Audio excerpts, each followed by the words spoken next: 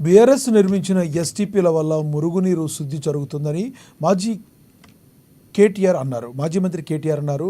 నాచారంలోని ఎస్టీపీని ఆయన పరిశీలించారు. బీఆర్ఎస్ హయాంలో హైదరాబాద్లో మురుగునీటి శుద్ధికి సుమారు 4,000 కోట్లు కేటాయించామన్నారు. అప్పుడు నిర్మించిన ఎస్టీపీలనే సీఎం రేవంత్ రెడ్డి ప్రారంభించారని చెప్పారు. కేసీఆర్ ఎప్పుడో మూసీ పునరుజ్జీవ పనులు మొదలుపెట్టారన్నారు. ఇప్పుడు మీరు వచ్చి కొత్తగా చేయాల్సింది ఏమీ లేదన్నారు.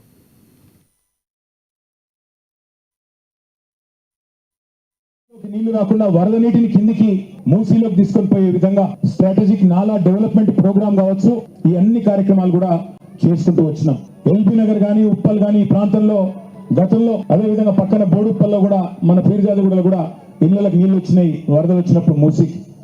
మరి భవిష్యత్తులో ఈ సమస్య రావద్దు అని చెప్పి 1,000 కోట్ల రూపాయలతోని ఆనాడు నాలాలను ఆధునీకరించే పని స్ట్రాటజిక్ నాలా డెవలప్మెంట్ ప్రోగ్రామ్ ద్వారా తీసుకున్నాం.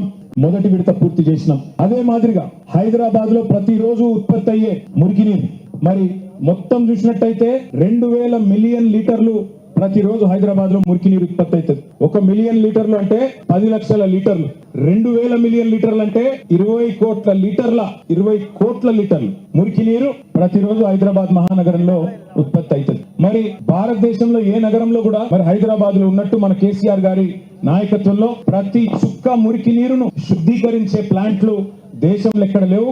ఒక్క తెలంగాణలోనే కేసీఆర్ గారి నాయకత్వంలో మనం మాత్రమే పెట్టుకున్నాం.